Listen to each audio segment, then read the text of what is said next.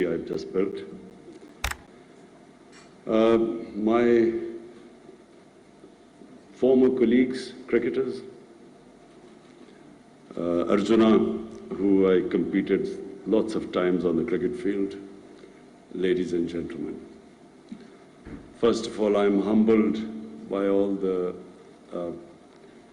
remarks made about me by your former cricketers who I've played several times over my cricketing career, so I want to thank them. And actually, really, I feel humbled. There were some of the things that were said. I want to thank you also, Mr. Speaker, for saying nice things about me. So thank you very much.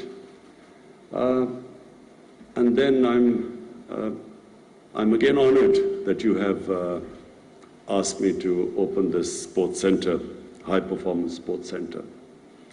But today, in front of my ex-colleagues, I just want to say a few things.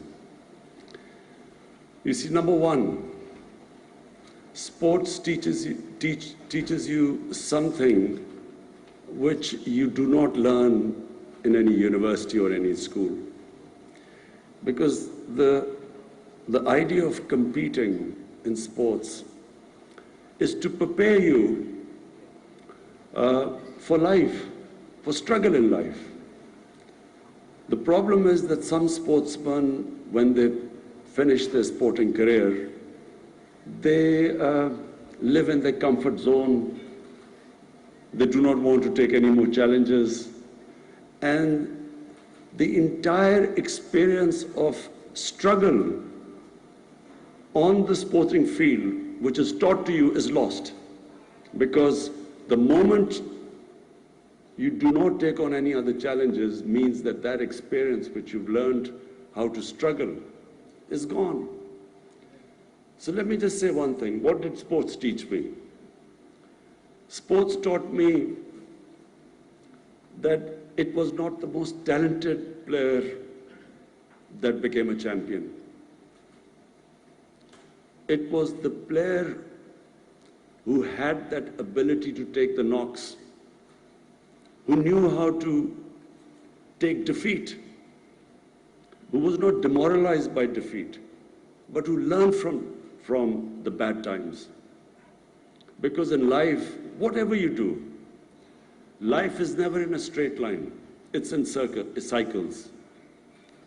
You will have your ups and downs in whether it is education, whether it is in business, and as Arjuna would know, in politics. It's a cycle. You have your good and your bad times. Success depends upon not how you deal with the good times, but how do you deal with the bad times. In sports, no one has ever become a champion who has not learned how to cope with when that defeat comes, when you fail. If you do not know how to cope with that, you can never become a champion. There are two ways people react to a defeat. One is they get demoralized, and when they get demoralized, they lose their dream. They give up on the dream. Second are those people who become champions, who actually learn from defeat, who do not give up. But every time there is a setback in life, there are lessons to be learned. So that ability to analyze where you went wrong, and then pick yourself up and start struggling again. That is the only way you become a champion. And that's the only way anyone achieves anything big in life. So what I feel is that sports prepares you, it gives you that ability that you can actually excel in anything. Whatever you do, if you have learned those lessons from sport, you can excel in it. So in my case, I was not the most talented cricketer when I started. My two first cousins were, both of them captained Pakistan, and both of them, all my other cousins said, were far more talented than me. So when I was growing up, I was always told that I was never going to be as good as them. And then when I played my first test match, I was dropped. And everyone thought that was the last they would ever see of me. So for 3 years, I never played, I was out of the cricket team. So there were two ways. Over my playing careers, so many of cricketers which were dropped after their first match never came back again. The majority never came back again. So there were two ways I could either give up and chase another career, or you could actually learn from your first test appearance or your first test tour. So it was that the reason why I succeeded more than a lot more talented cricketers than me was that I had that ability to analyze my mistakes better than others. And then the second ability, I would work harder than most others. And that's why if you have that ability, you will keep improving. The improvement process never stops. So when I came into politics, I was just like my first test match. My party never got one seat. We were wiped out.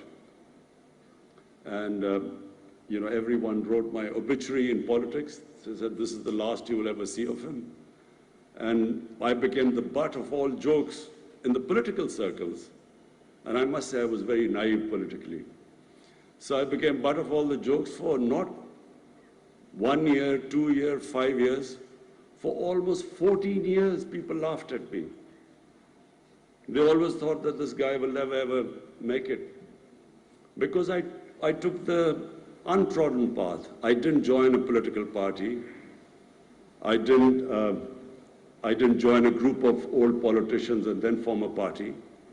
I started alone, with no political background, with no politicians, no established politicians, but they wouldn't join me anyway because they thought I had no chance of winning.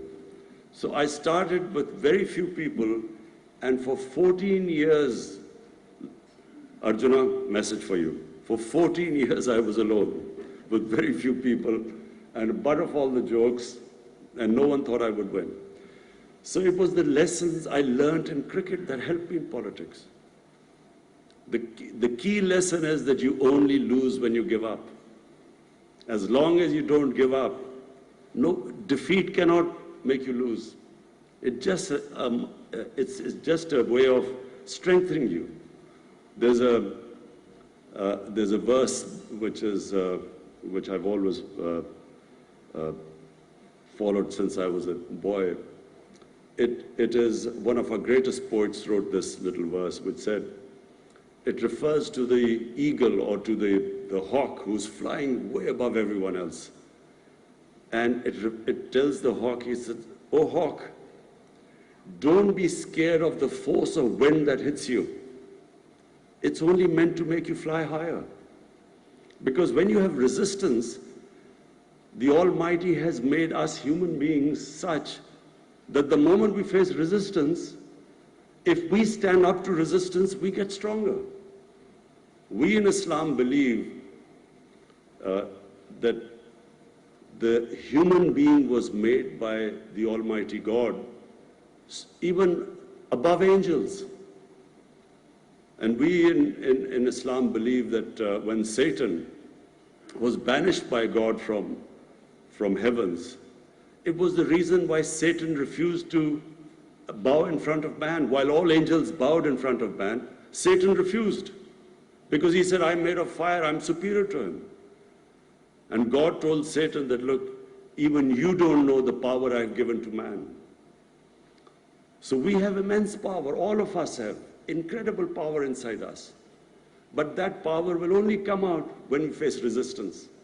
When we pit ourselves up against challenges, only then that power comes out. That potential, that human potential only comes out then. Problem is that somewhere along the line we give up. And that's when we lose. So the more you face resistance, the stronger you get. Physically, if you put your arm against a higher weight, your arm will get stronger. But the mind is the powerhouse. And the more you put your mind into to resist and to challenge, it just gets stronger and stronger.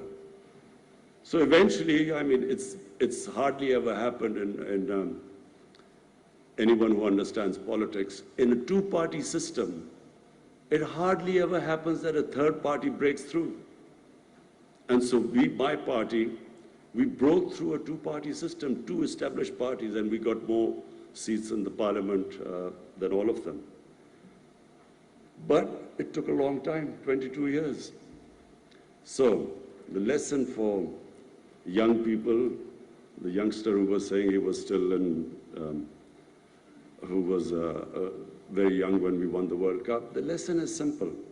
All of us can become whatever we dream of. We should never stop dreaming. Anything that you can dream, you can achieve, provided you are prepared to struggle for it, and provided you do not get demoralized from the bad times, but instead, every bad time is a time of reflection, self-analysis, so that you even come back much stronger. I must say that it's a pleasure for me to see my old colleagues here. I have watched Sri Lanka. I came here first time straight out of university in 1975, and I remember playing against the Sri Lankan team. I always thought they had talent. I always thought Sri Lankan teams had especially batting talent.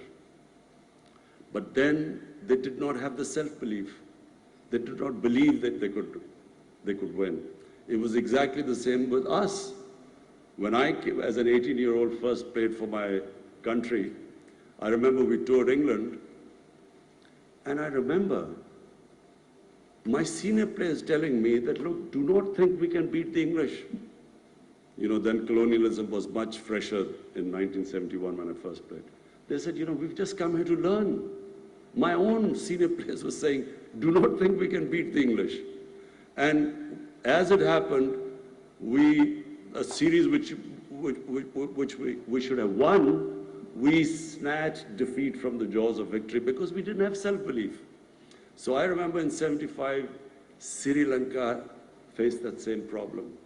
And gradually I saw the team evolve, develop self-belief, and I must say, I commend you, Arjuna, because you were the one who actually instilled in them that grit, determination, self-belief, and we were all very pleased to watch you win the World Cup in Lahore. Again, thank you for you honoring me today.